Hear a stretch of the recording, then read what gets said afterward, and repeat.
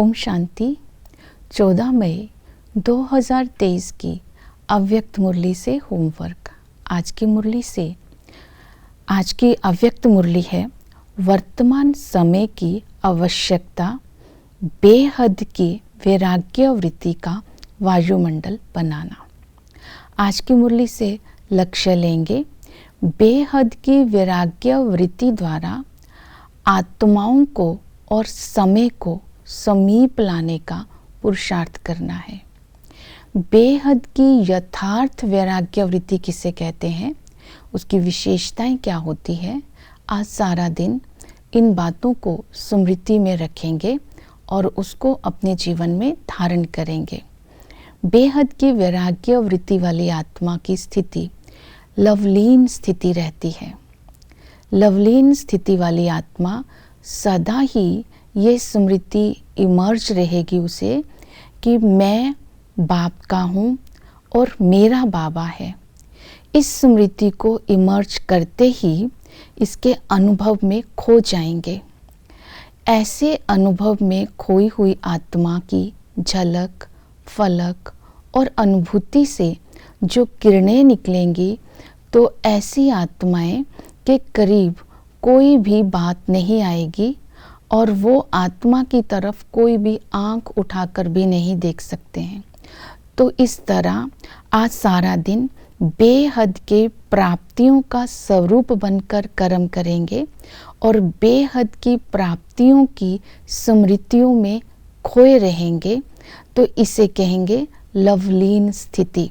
तो आज सारा दिन अपनी ये चेकिंग करनी है।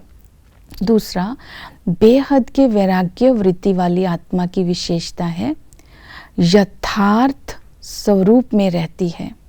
यथार्थ स्वरूप में रहना अर्थात हर कार्य ईश्वरीय समझ से करना, परख और निर्णय शक्ति को यूज करते हुए करना।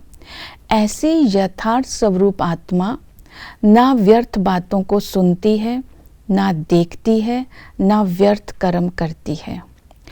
ऐसी यथार्थ स्वरूप वाली आत्मा के अंदर अलबेलापन के संकल्प नहीं चलते हैं। ऐसा तो चलता ही है, ये तो होता ही है। इस अलबेलेपन से वो आत्मा मुक्त रहती है। यथार्थ स्वरूप वाली आत्मा माया के परछाए से भी मुक्त रहती है। जैसे कि माया के वश होकर बोलते हैं मेरा ज्ञान, मेरे जैसा योगी, मेरे जैसा सेवाधारी कोई नहीं है।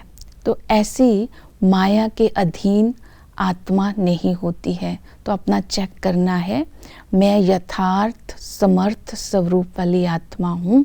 तो आज अपनी चेकिंग करनी है।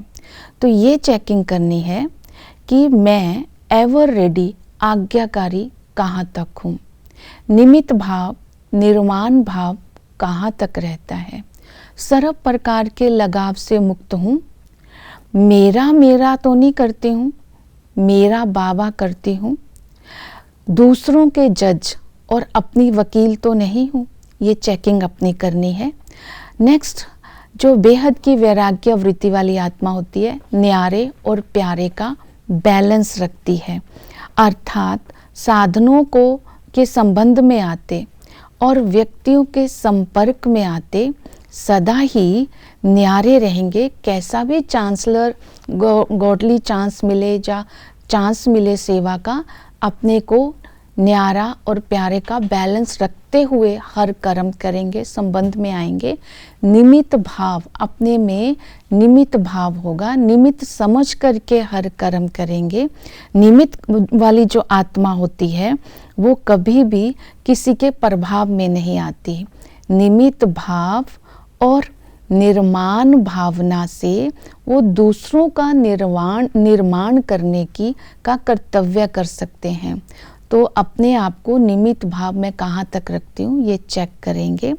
ऐसी आत्मा ही सदा ही जो निमित्त भाव वाली होती है, जब सेवा करती है दूसरी आत्माओं को समीपता का, बाप की समीपता का अनुभव कराती है। जो केवल वाणी की सेवा करती है तो केवल दूसरी आत्माओं को संपर्क में लाती है। तो अपना वायुमंडल ऐसा बनाना है बेहद की वैराग्य वृत्ति, इसी को निमित्त भाव बोलते हैं। ऐसी आत्मा सदा ही निश्चिंत बेफिक्र रहती है, क्योंकि बाबा साथी है और श्रीमत का हाथ है, ये दोनों ही मजबूत है, इसलिए सदा बेफिक्र और निश्चिंत रहती है। तो इन्हीं विशेषताओं को धारण करके ही हम बेहद की वैराग्य वृत्ति का वायुमंडल बनाकर दूसरी आत्माओं को बाप के समीप ला सकते हैं और अंतिम समय को भी समीप ला सकते हैं। ओम शांति।